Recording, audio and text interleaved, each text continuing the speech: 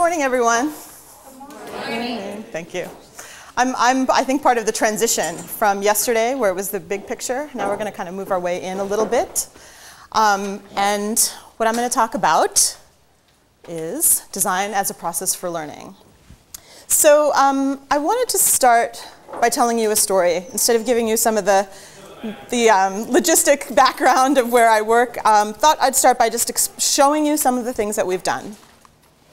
So I'd like for you to just listen to this. This is a client of ours. His name is Nick. He was the co-founder and managing director of Kickstart. And he's going to tell you about a situation that he came to us with. Globalization has meant that serious adjustments need to be made to the way in which people live in sub-Saharan Africa. I'm thinking particularly of small-scale farmers who comprise 70% of the population.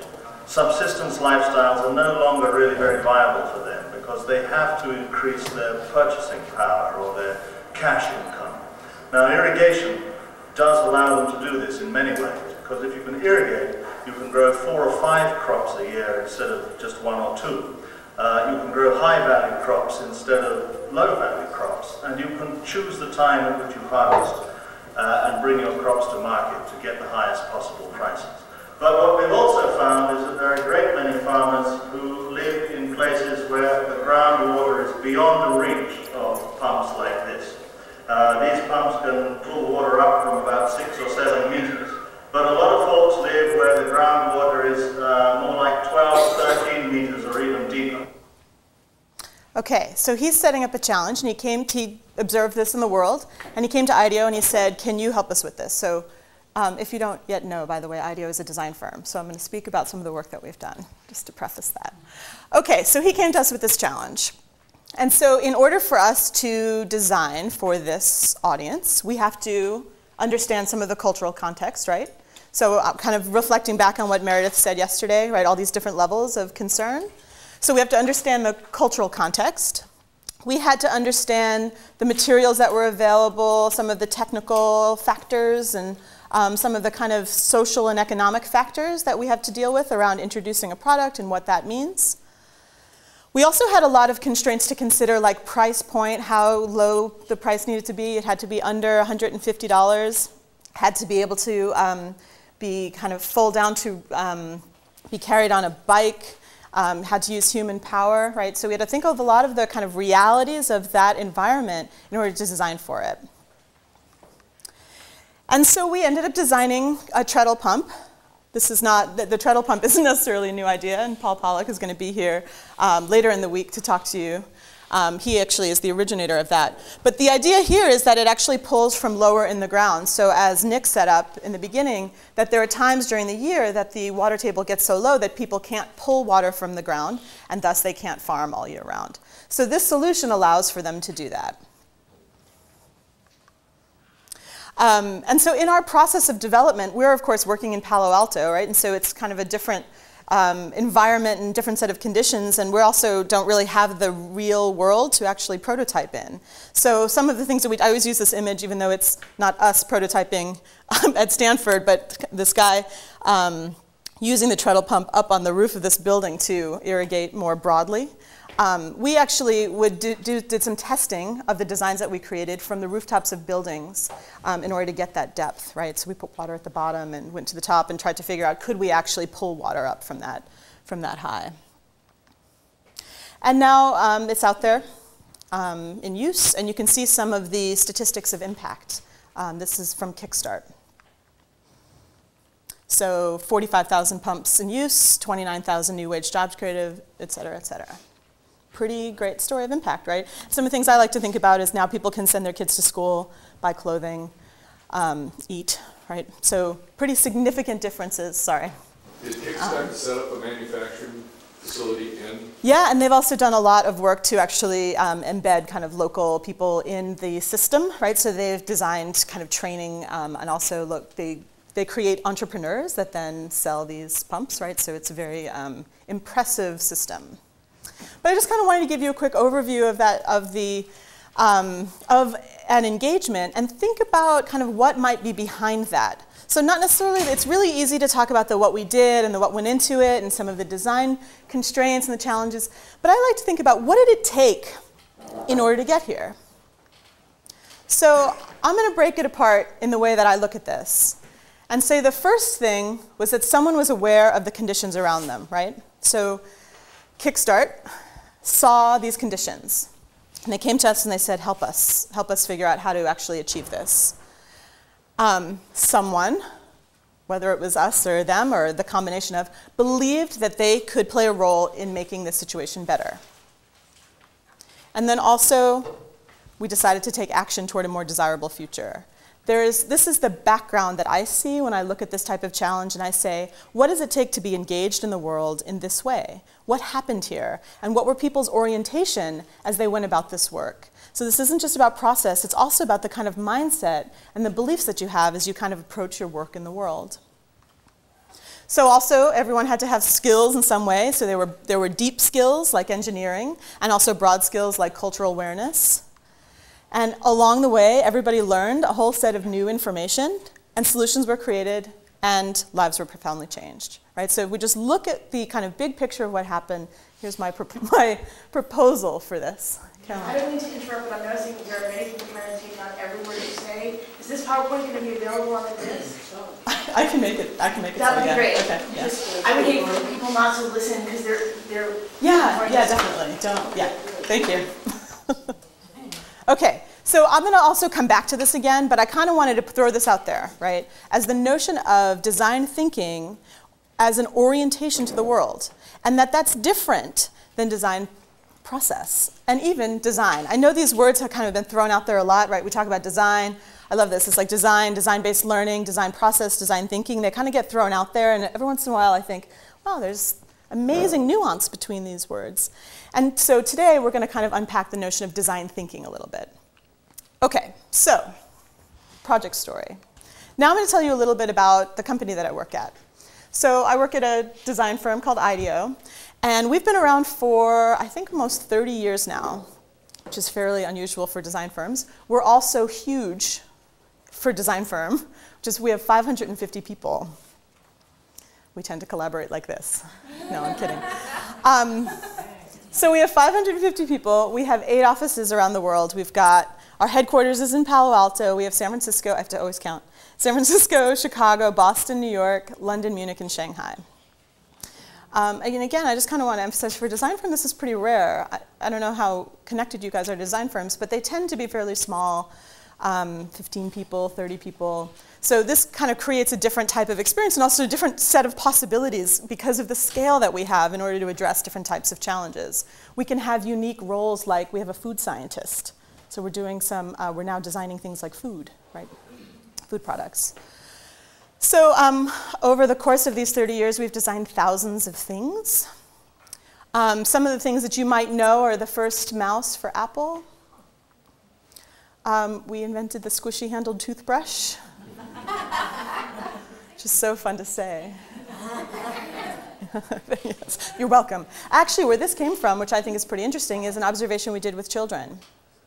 So one of the big things that we do in our process is we start by talking to people and we kind of look at what's going on in their lives as sort of the anthropological view.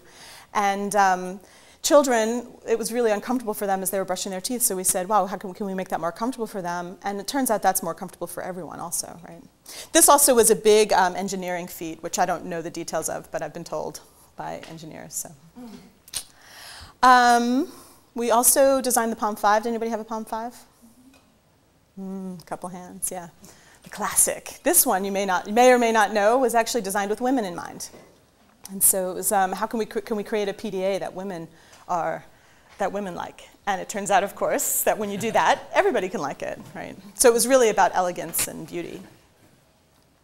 More recently, we've designed the carpet flick, the Swiffer. Anybody use this? Yeah, anybody use the Swiffer for like for hardwood floors? Yeah. Well, it turns out 70% of the U.S. is actually carpeted.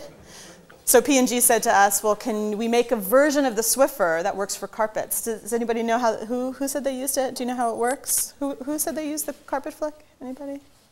I saw a hand. You know, so it works like Tiddlywinks. Remember Tiddlywinks?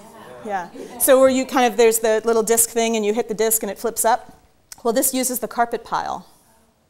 And so it's got a little ridge that when you go along it, kind of lowers the carpet pile, and then it flicks back up, and the dirt that's sitting on there flicks up into like basically a piece of flypaper. So this was something that there were many, many designs, because the challenge was really, how do we take the kind of ease of use and the simplicity of the Swiffer and make it right for carpets? And so I totally remember one day I came into work and there were, you know, when you punch holes and you get the little hole left over, and they were all over the floor, and I was like, damn, people don't clean up after themselves. You know, I was all pissed about it. Turned out they were prototyping for the carpet flick. It was one of those like, oops, you know, okay. We also don't just design products, we also design services. Does anybody have the Keep the Change service with Bank of America? Yeah, a few hands. So this is a service that essentially rounds up it's a forced savings. So this came from observations of people and how they manage their money. Actually, observations with single moms, looking at how they go about saving. And so what we found was there's the kind of notion of the change drawer. You know, you've got the spare change, or the jar, right, where you kind of just toss money in it and then take that to the bank eventually. Or people would round up in their checkbook, right? So you spend, $250 and they just kind of put $3 because mentally they thought that was easier. So we just took that notion and we created an offering for Bank of America around that. So if you spend $2.50 on something, it actually charges $3 to your debit card, but that 50 cents goes into a savings account. So it's this really small incremental forced savings. Did they have that copyrighted? Because I've been waiting for my bank to offer that service, seriously. I almost switched to this bank for that purpose, but. I can't answer that, but the point is to switch to Bank of America.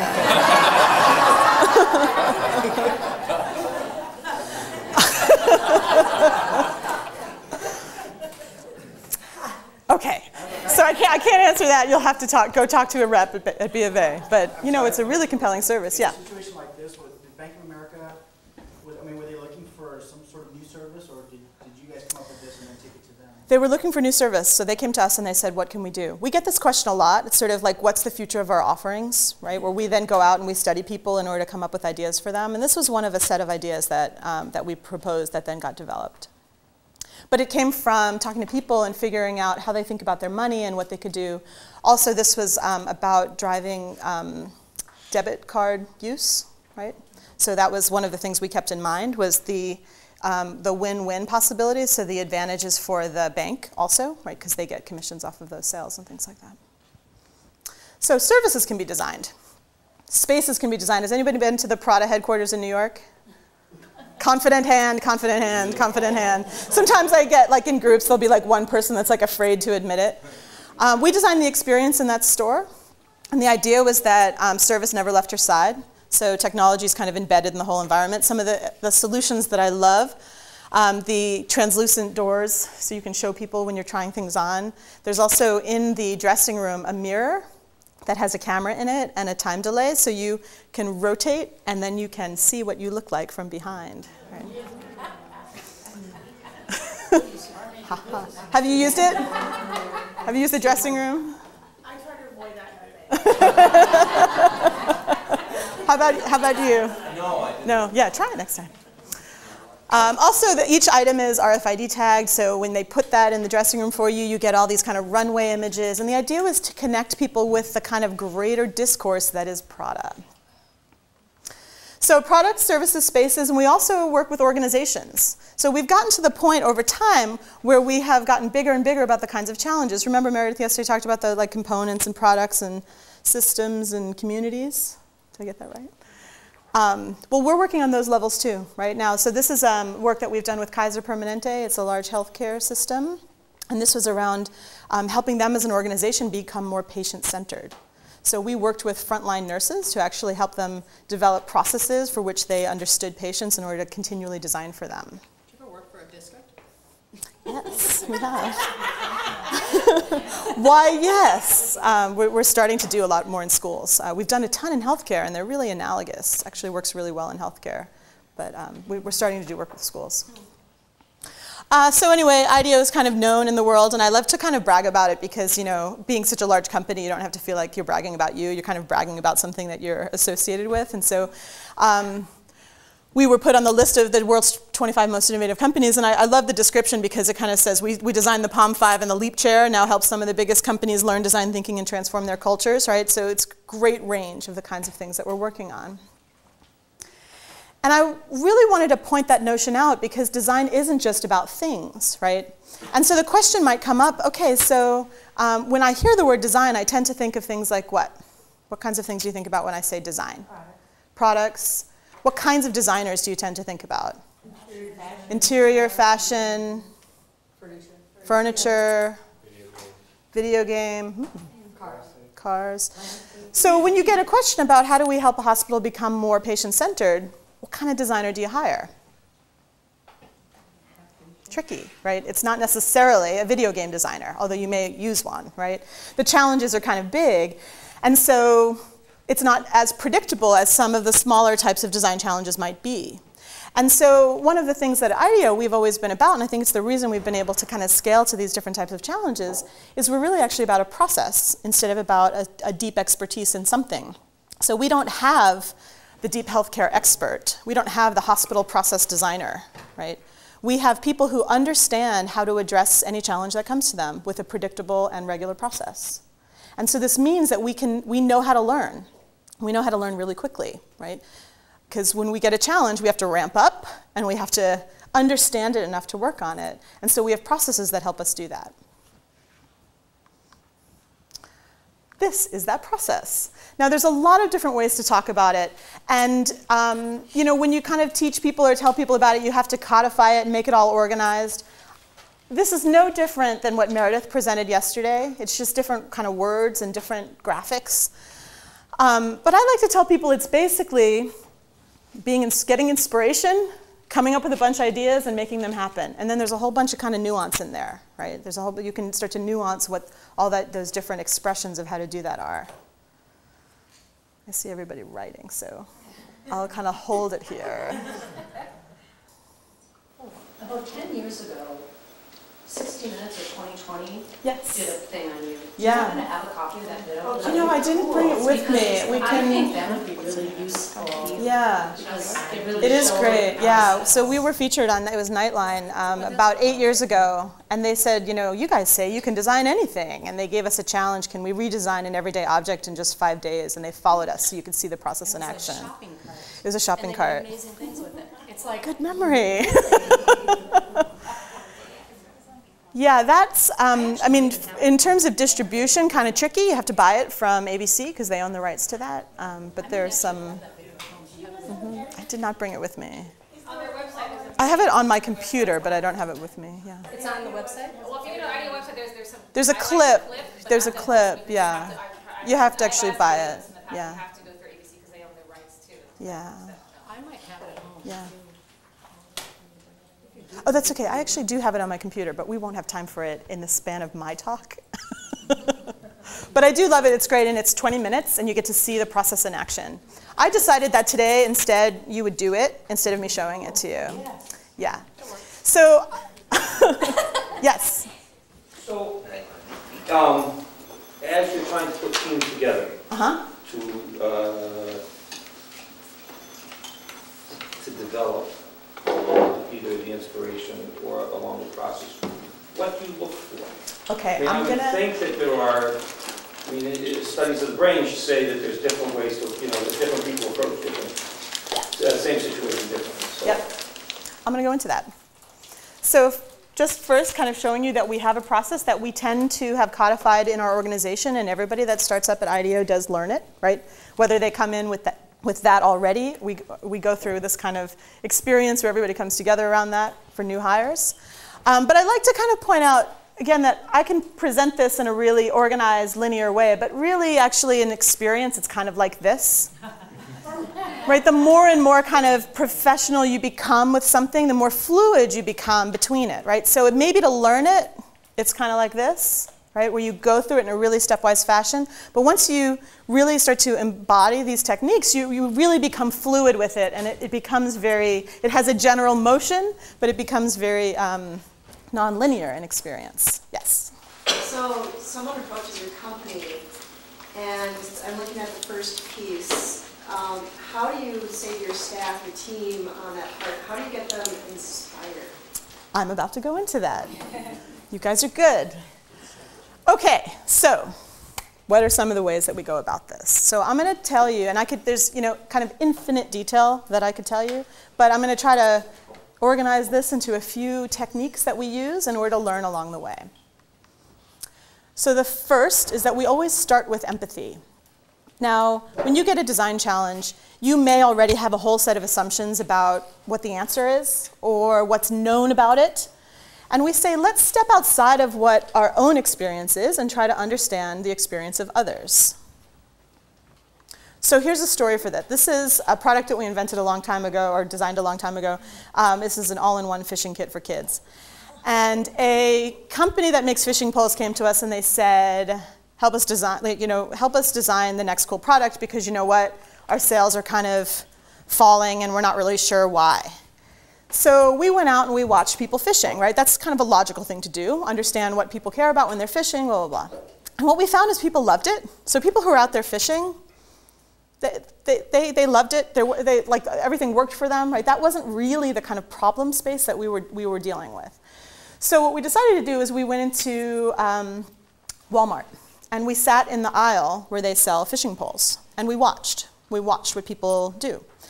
And what typically would happen is that dads would come in with their kids, and they had this sort of, I want to bond with my son kind of mentality. And they thought, fishing, like that would be great.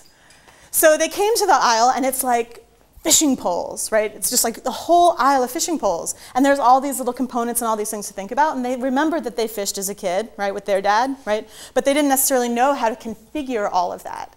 And that's kind of overwhelming. So they would just go buy a basketball, right? Because that's not that hard. You buy the basketball and you can go play, right? So what we said was there's a barrier. We could see it. We could see it by just watching people shop. And so what if, instead of having all of these multiple components, we design an all-in-one kit so it makes it a lot easier for dads to take their kids fishing? So this is what we designed as a result of that.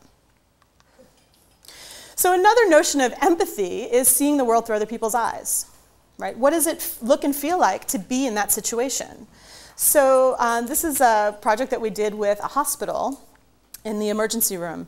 And they said, how can we improve this experience? So one of our employees at IDEO checked himself in to the emergency room, and he sat with a video camera by his head the whole time. What does it look like, right? He wanted to show everybody what it looks like to be a patient. You know what it looks like? That.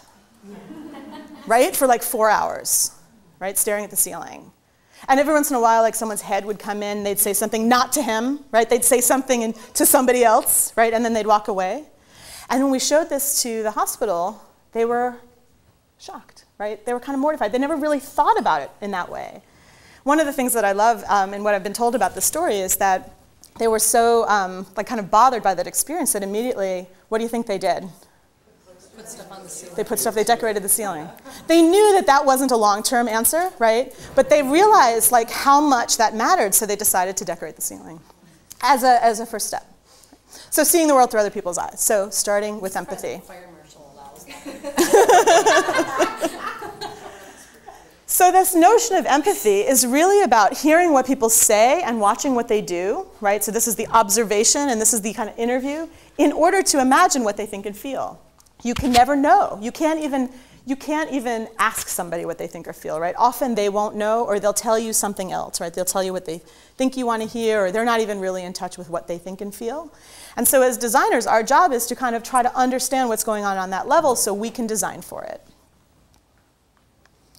And we've actually got a ton of methods in order to do that. This is, we created a deck of cards that just kind of lightly describes a bunch of different methods. So there's 50 methods that we've profiled already. We have a new set that's coming out, I hope, for public. Not quite sure yet, at least for internal to IDEO so far, around specifically talking to kids, because there's different ways of interacting with kids.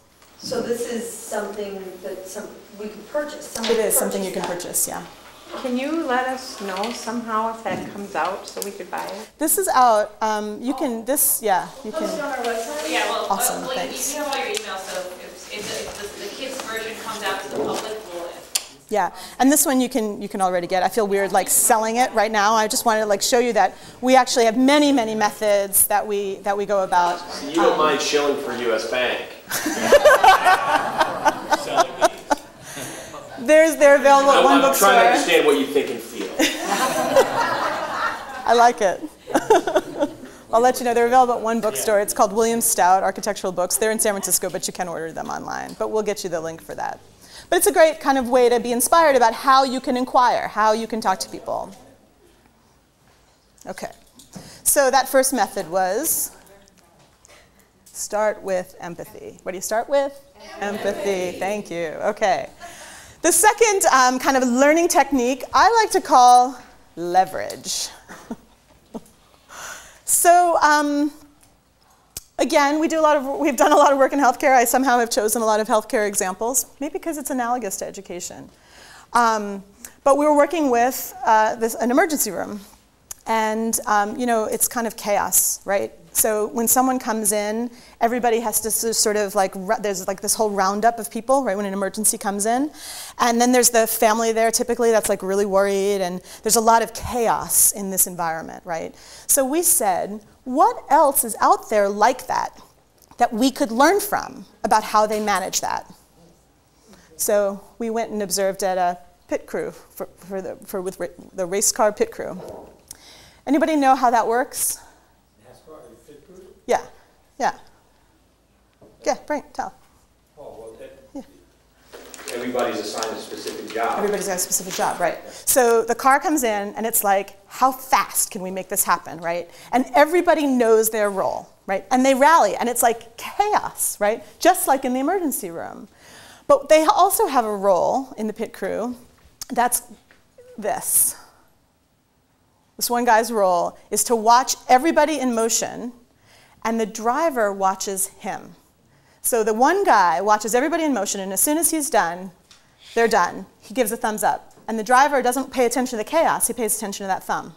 And once that thumb goes, he goes, right? So a whole kind of trust system that's really centralized in this one role.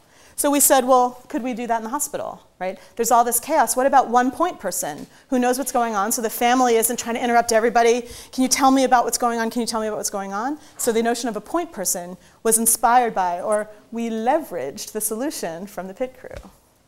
Ton you can learn from how other people have solved the same challenges that you're facing, right? By just going out and checking out how they've done it. I think what's interesting here is the use of analogy that's so applicable to education. Yeah. It's tricky because, you know, in a way, when you start to look at learning, right, everything can be seen as a learning experience. And the idea here, I think, really is about stepping outside. So you don't get, we're not in the constraints of the hospital environment. We're being inspired by a different set of constraints in a way. But it's really powerful to step outside your embedded world and see how someone else has done something. It kind of purifies the challenge that you're looking at, and you get to say, oh, that's interesting.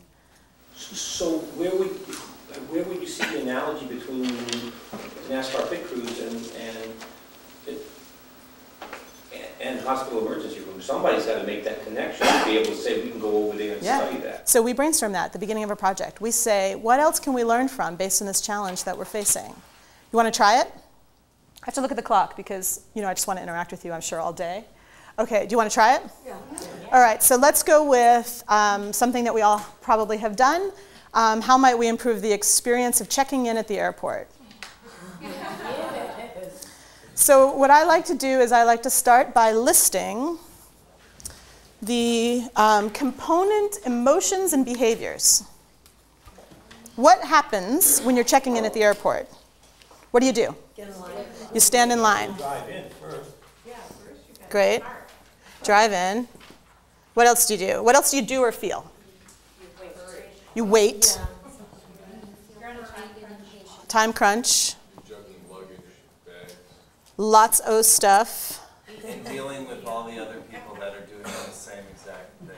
Yeah. How do I say that in a way I don't have to take 10 minutes to write? Wait. So there's like lots of other crowds. Thank you. Party, separation. Inspiration? Oh, like finding people. No, like Saying goodbye. Saying goodbye. Okay.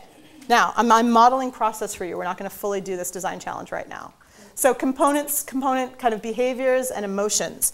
So let's take some of these and then imagine what else, where else this happens. So how about driving into something? I'm going to add park to this, drive-in and park. State fair. What else? Mall. Republican convention. Republican convention. We're not there. Okay, how about standing in line? Where else do you do that? Grocery store. Disney. Movies, right? Okay, so you get the idea, right? Now let me ask you a question. How many of you have been to Disney? Right, what's the experience of standing in line like these days? It's really good. Why? Fast pass. What else? They've got it all visually organized, right? Do you see what airports might be able to learn from that? Okay, you got the idea of analogous? Yeah. Okay, can I move on? So, when you're working on a challenge, think about that. Where else can you get inspiration? Who else have addressed similar challenges, but in a different context, in a different sector, in a different environment? Cool? Analogous. I call this one leverage. Yes. I was just thinking that I could see this being tough, that activity being tough for students who have limited experience, conscious experience. Yeah. So you might want to think about then as a teacher how you can set that up for them. Maybe in the first time you do it, they don't choose, but you choose for them, right? So you kind of think of, well, what are a few different places we can go and get inspiration, and you just take them there.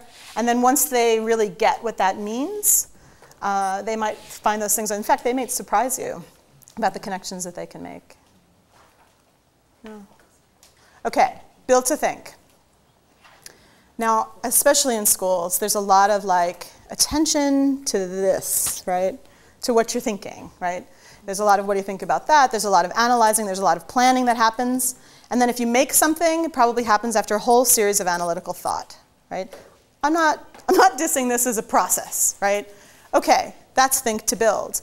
But how many of you know that feeling of you imagine something in your head and then you go to make it and it's totally different, right? And then you make it and you're like, oh, that's cool. I hadn't thought about that, right? And there's this dialogue, right, between your hand and your mind. Well, at IDEO, we like to kind of emphasize that and say we build to think, right? So instead of just sitting around and talking, we'll make stuff. And here's an example of that. We were working on a nasal surgery device. And so we pulled together a group of surgeons to understand what it was like to use the current devices that were out there and to kind of find out what they wish for, what doesn't work well, what works well. And these surgeons were talking, and they were like, it really hurts my hand, right, that position that we're in, and gosh, it'd be so much more comfortable if my hand could be relaxed, but the way, and they were talking. And one of our designers was like, enough with the talking. And so he just looked around the room and said, what's available? And he took these elements and he put them together and he said, you mean like this?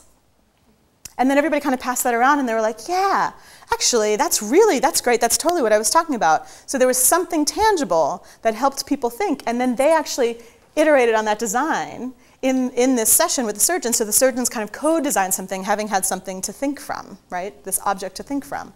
This is what the final design looked like, and I love this. I love this because you know how the marker tip has those, I don't know what it's called, the ridges? Look at that. Right? It was actually inspired by holding the marker and realizing you could turn that tip, right, in a really comfortable way, and so the settings are now done through this dial on the device.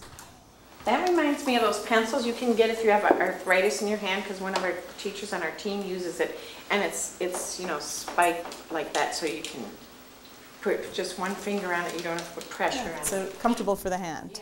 Yeah. And these doctors are doing this really detailed sinus work, long period of time. So anyway, they built to think. An example where it's not a product.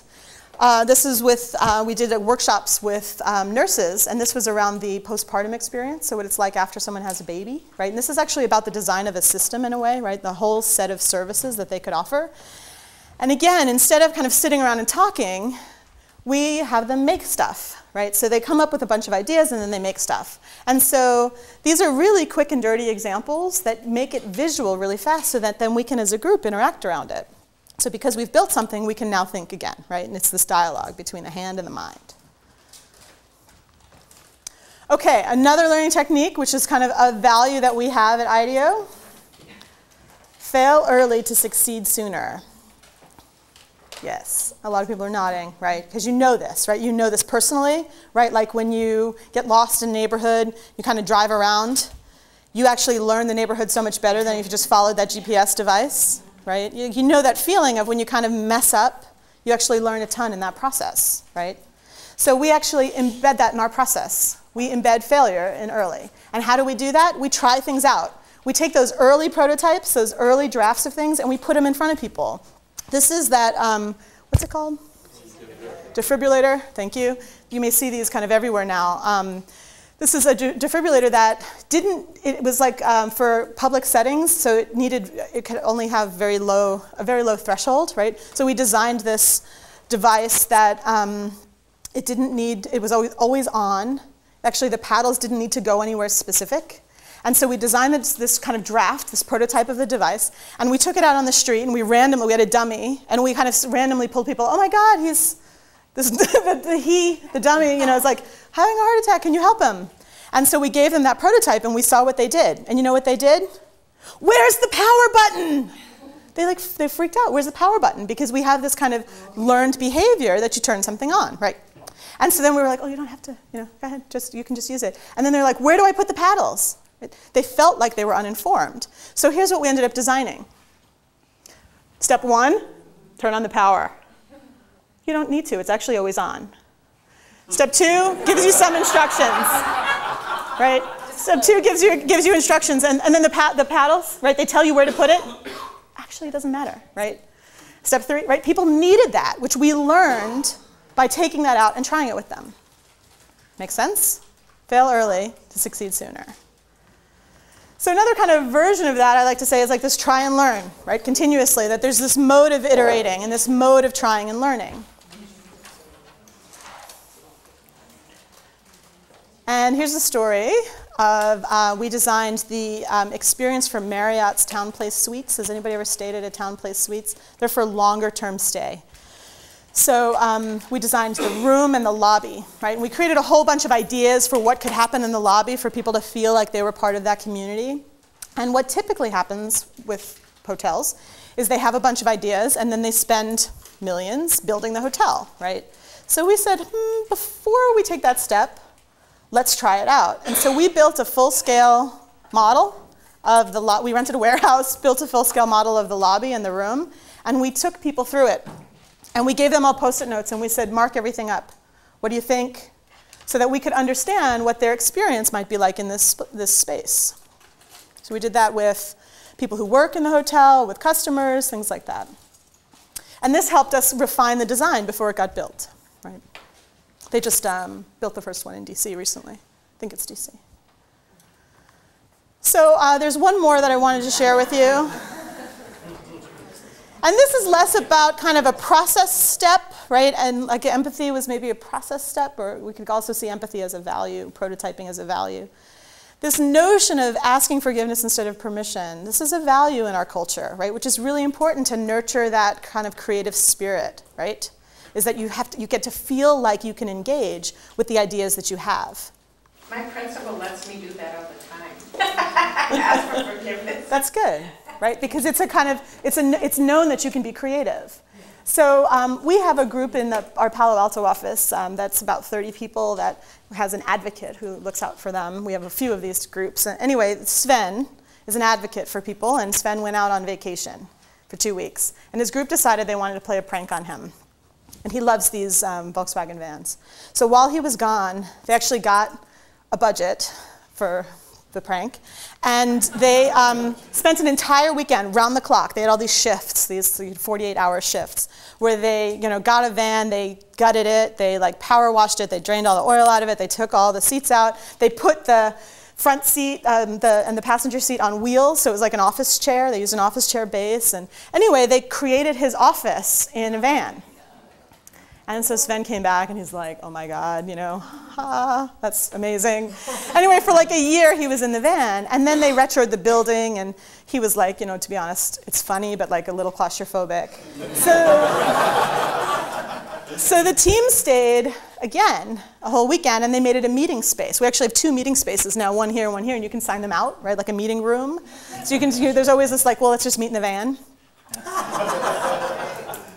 And this is really just to show you the notion of letting people kind of create the environment around them, right, and the importance of that. Right? This is about nurturing that creative culture and kind of fostering that spirit and letting it be okay that people are affecting the space, right? So it's not a very controlled environment, right? It's a very creatively enabled environment. In the Nightline video, they talk about this. You see these bikes hanging from the ceiling? Well, long ago, years ago, someone, you know, everyone rides bikes to work, and they were like in the way, and someone said, I could probably create a thing that like hangs us from the ceiling. And so they rigged something up, and they put it up, and nobody said anything, and other people were like, oh, that's cool, and then more and more came up, right? And so it's that notion of asking forgiveness instead of permission, is that you feel like you can kind of adapt your environment. I want to try to connect this a little bit to what you learned yesterday, right? What Meredith shared and what, it's like the projector gets so bright when that happens, what Meredith and Ellen shared yesterday. And one of the first things that I want to say is Meredith went through a lot of the connecting design to state standards and what you learn through design, and honestly, like I so can't top that, I'm not even going to try. All I want to say is ditto, right? She has it locked, right? She's figured it out. Read her book, read her articles, right? Like this is a great discussion yesterday. I don't want to repeat it. But I do want to step one step maybe beyond it. And I'm going to give you a framework to think about. It's called the small, medium, large framework. This is a prototype framework for thinking about design in your classroom. So we have the notion of small, medium, and large. Small kind of looks like this, right? Like Meredith gave some examples of like using typography to talk about words, like Dead Poets Society, remember that one? She also talked about using posters to kind of unpack history. It was like about using design elements in order to have a discussion. Another idea could be using some of the techniques I just taught you, right? Where you do analogous observations, or you interview people, or you kind of do the brainstorm rules, but it's not about this whole giant process, it's about pieces, right? Small. There's this medium, right? Medium, I'm going to kind of relate to what Meredith suggested around like the designing the fish transport, right? It's kind of or the designing the shoe for traction, remember that, right? The shoe, designing the sneaker so it didn't, the angle, right? Where it was kind of a design challenge, but it was sort of bounded. So what is large? Large are some of these kind of giant system challenges, sort of like what we just started to do. And as I kind of look at these, I thought, well, let's talk about some of the differences between those. So in that medium one, there was kind of like design a blank. Design a sneaker that has, I don't remember how it was phrased, good traction. Design a bicycle or a system that will transport a fish on a bicycle, right? Where the answer is kind of in the framing, but that's okay because the learning process is about how you get there, right? Where you're about designing something specific. These larges are kind of like, how might we, right? So we did today this, how might we reinvent this kind of morning experience for people, right, as they get to work? What's another how might we? How might we, can I just brainstorm one for a second? How might we reduce waste going into our landfill, right? How you see these are, I'm kind of modeling. What's that? How might we abolish staff meetings in public schools? Abolish staff meetings in public schools, great. That's a really big system challenge, right? So there are these large challenges. Now let's talk about what you might like kind of learn along the way. In these small challenges, it's kind of about these discrete skills, but it's engaging students in a new way, right? So with the typography one, it was about that standard of word, sorry, I don't remember details. The way words communicate, right? In this kind of design, there's a real world challenge, design a sneaker, traction, should have written it down. And that's answering a specific question, and it's focusing the skills and know-how. So they're learning about physics, right? It's really focusing. And as a teacher, you get to say, I'm going to frame this design challenge to teach this specific thing about gravity or whatever the sneaker one is about, right? In these kind of really big how might we design challenges, it's much more vague. It's still real world challenges, but it addresses a really broad question. And there's variance in the skills and the knowledge that you need along the way. And there's variance in the results. Like you all created really different things, right? There's also the opportunity to question known constraints. Whereas here, you're really actually figuring out known constraints. Here, you're kind of opening up and saying, let's think beyond it. Also in these large challenges, because they're big, they kind of inherently require collaboration. Not one person alone can figure out how to get rid of staff meetings in public schools, right? But a lot of people together can.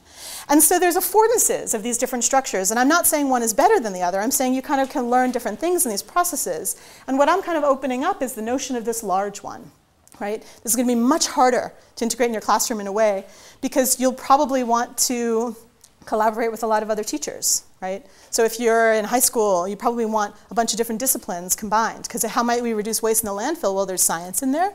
There's social studies in there. There's all kinds of things in there, right, where you can collaborate together to come up with something. Harder, but like really compelling in terms of what it means to be in the real world as a learner. So I'm aware of time, and I'm going to just really quickly kind of run through my theory. So my theory is that education is the means by which we help children thrive, both now and in the future. Okay? So this is about thriving. We have no idea what that future will be, but we have a sense of now, right? Kids are growing up, constant communication. Everybody has 4 parents that are working really long hours. We have computers without visual interfaces. Anybody know what this is? Genetically modified cat, allergy-free. Okay? Where genetic modification is to the point where we don't even know it. You can buy a cat allergy-free. We're saturated with images we don't really know how to handle. This is my niece's wish list, her holiday wish list. Right? It goes from Cinderella costume to makeup to iPhone. She's 5, right? So she's saying, I want an iPhone, right? She's 5, right? They're just, it's embedded in their world. We have, in one of my favorite examples, toasters that'll look up the weather and print it on your toast, right? So I'm not saying I know what any of this means. None of us know what this means, right? But one of the things we do know is it's a really different world than any of us grew up in. So growing up in these conditions is a really different world, right? Which means we have to prepare students to thrive in an unknown world that isn't the same as ours. So I'm going to take you back to that kind of intro story about this pump that we designed. And I kind of unpacked that really quickly, and I want to revisit that. So that design thinking is a step past, a step more abstract than design, the action. Right? That it's about this kind of orientation to the world, the way that we approach the world when we imagine and create new solutions for the future. That we talk about this inner state, what's happening when you're orienting to the world. Right? This is a really valuable skill these days. People do it all the time. You design your path to work, sometimes on the subway. Here's a moment, right? This person said, I don't want this T thing falling in the bottom. I believe I can make a difference, and here's my solution, these forks to hold the T thing, right? So design thinking is an orientation that new, better things are possible, and that you and I can make it happen. And this is, I'm going to just flip through this really quickly. I'm going to go away. Okay, so this is really important in times like today when we have challenges like this, right? The challenges of the 21st century are really big. And so we need this belief that we can all affect, right? And it's not necessarily taught in schools. You know, if I'm saying design thinking is about being aware of the conditions around you, believing you have a role in making it better, and taking action, schools probably teach the being aware of the conditions. They also probably teach the taking action. But that middle step, that belief that you have a role, it's maybe not intentionally designed. It's one of those kind of I wish for outcomes, right? But how do we intentionally design that in? Some of the challenges we're getting at IDEO, reducing the poverty in America through housing communities, water storage and transport in India and Africa, childhood obesity in the US, helping the healthcare system care more about the patient and their wellness. And we've also worked on looking at early childhood education in the US. These are big challenges, right? And this kind of requires a shift from some fixed view to a kind of learning view. I'm going to just throw out some words. We talk a lot about solving, But as we noticed in those systems challenges, once you solve one thing, a whole new problem comes up, right? So we kind of change our language a little bit away from solving it to addressing it. Then we know there's many things that we have to address instead of one thing to solve. Same thing, complicated and complex. Complicated is like, it's complicated, I have to think really hard. Complex already shows there's gray, right? We talk a lot about problems, solving problems, but these big, large challenges are really about addressing challenges, right? And this is one of the things I feel is actually really important, is the way that language sets us up to think that we've solved something, to helping us understand that it's a constant stage of iteration that we're learning. And then this kind of notion of design to design thinking. So, to close, I believe we're all already design thinkers. You are all already a design thinker. And so are your students, right? They plan their day, they're design thinking all the time. But you have an opportunity as a teacher to help them refine that. So then my challenge to you is to help them be spectacular at it. Okay? So thank you.